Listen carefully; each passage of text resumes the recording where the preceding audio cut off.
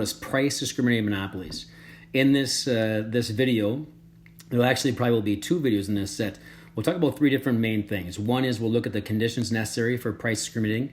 Secondly, we'll look at how you illustrate a price discriminating monopoly along with a perfectly price discriminating monopoly. And third, we'll really look at how do we compare a price discriminating monopoly with a pure monopoly. So if we get started, the first thing that we're going to look at are different conditions of price discriminating. Now, as with the other videos, folks, remember that as I go through this, and we're going to have some different text that's going to pop up, I'm going to use my pen and draw some different things. Whenever you need to, just pause the video to get the stuff down in your notes, and then to start it back up again. On your notes packet, we're going to look at page 8. So pause it now if you don't have your notes packet out, if you want to be able to take some notes through this section. So the different conditions of price discriminating monopoly, there are three different conditions. The first one is a seller must have monopoly power.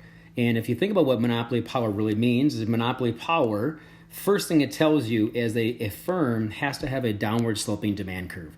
It does not mean that there has to be a marginal revenue curve less than the demand curve. Remember that price making power only means that you have to have a downward sloping demand curve. And in conclusion, this really means that a perfectly price discriminating, a perfect competition, that kind of industry cannot have a price discriminating monopoly because every single person pays the same exact price, since there's nothing for you to discriminate on. Hence, the monopoly power and imperfectly competitive firm are the only ones that can actually discriminate on prices. So that's one option. Second condition is you have to be able to segment your market. And to segment your market, what we're looking at, you have to have different demand schedules for different segments of your market. We're going to look at an example of this for the airline industry in a few minutes, but I want you to think about other kind of companies that are able to segment a market. Different ways that you can segment a market. One could be on gender. Another one could be on age. These are the two most popular ways to do it. The airline industry actually has a different way that they do it, and we'll talk about that, like I said, in a few minutes. So again, we have to be able to segment to separate the market. That means that the different age groups or the different genders actually have different demand schedules and different willingness or ability to actually pay for a product, which allows the company to set different pricing levels for different firms. So examples of this that we'll talk about will be in a few minutes as well. The third example for conditions of price discriminating is you cannot resell your good. And so what we mean by that is you can't buy a product and then turn around and resell it. So what we really look at here is a bunch of different examples we can see actually do discriminate on prices. They're not necessarily monopolies, but they have monopoly power. Now, one example of a firm that can do that would be Great Clips. Right now, Great Clips can segment the market based on age. Right, so you can be a kid and pay lower prices. You can pay an adult and pay your regular price, and then be an elderly person, like an older person, and pay a lower price as well. They also segment their market based off of gender. So a man pays one price and a female pays a different price. What this really means is that they can charge the men a lower price than the women. And another example we can look at for price discriminating monopolies can be AMC, so different kind of theaters. Because AMC, for the same exact seat, can charge different prices based on what your age is.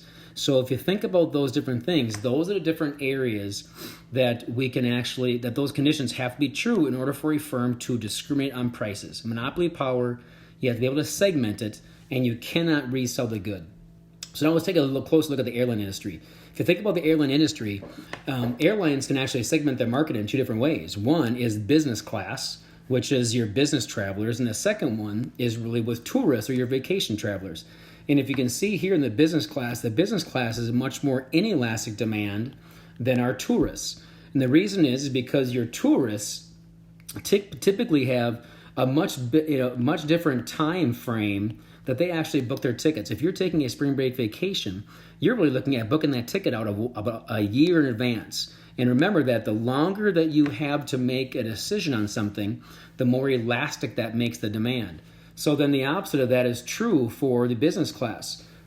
The business class, a lot of times you have business travel is booked maybe a week, 2 days, 3 days, 2 weeks out. So the closer you are to an actual flight, the higher the prices are going to be. So if we look at these two examples, the business class will pay a price way up here because they have less time to really make their decision, but the tourists have the ability to pay a lower price because they're giving themselves more time. So if we put both those together, on the right-hand side, we see you actually have a downward sloping demand curve. Now let me make reference to on your notes packet, it isn't necessary for you to actually put these examples in your notes packet. We're going to use the next slide for that. So if you look at just the airline industry in general, they have this one demand curve. They have one price set up here for the business class, and another one set down here for our vacation travelers. What you also see here, folks, look at this.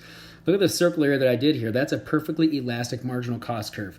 We're going to see in price discriminating monopolies, most of the time, you're going to see the marginal cost actually be perfectly elastic. The reason it's going to be perfectly elastic is, or what a perfectly elastic marginal cost curve means is that every time I sell an additional good of something, there is the same marginal cost associated with that. So think of it this way. If you go into AMC and you're standing in line to buy a ticket, you pay, there's a marginal cost to sell that ticket. When the next person jumps in line, that person has the same exact marginal cost. So it doesn't matter how many seats I sell. There's a set amount of marginal cost with labor costs and things of that nature that's already set for every single ticket you're going to sell. And for getting a haircut, same exact thing for getting a haircut. You don't have an additional marginal cost in order for me to produce more. So you're not really using any more resources. You're just using someone's time. So let's go look at the actual example here that we're going to see that you can actually jot these two different examples down on your notes. So remember, this is the time where you can actually pause this, and I'll have you copy down these two graphs in that space on the left-hand side there in the middle of page 8. And so when you do that, I'll give you a chance to pause. I'm going to say pause. Okay, now you've restarted again. You've actually got these graphs onto your sheet, and we're going to fill out the information on the right-hand side there about what happens to overall surplus. So look at these two different examples. The one on the left is when you have two different price levels, and like the airline travels, and then the one on the right is when you would have three different price levels, which is kind of like AMC. AMC has, they have their kids, they have their adults, and they have the seniors. And so that's an example about what that looks like for two different pricing levels and also three different pricing levels. But what I want you to see, the important thing is really this. When you increase the number of different prices charged, the monopolist captures more of the consumer surplus and makes a larger profit. So here's what we mean by that. If you look at a handful of different things that I'm going to say on this graph, it shows you a couple different things. First off, on the left-hand side, this point right here is the point of allocative efficiency.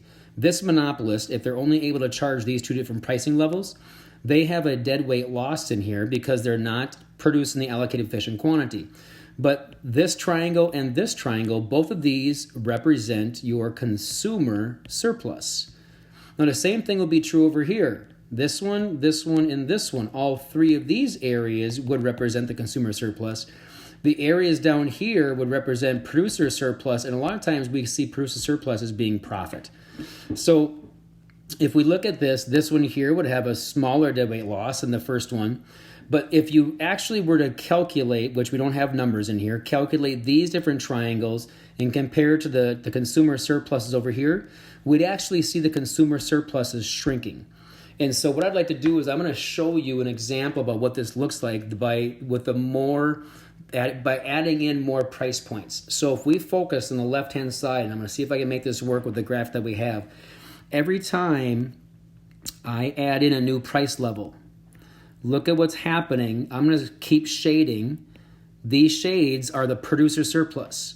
If I add another one down here, now this is no longer the whole thing is deadweight loss. This area becomes consumer surplus.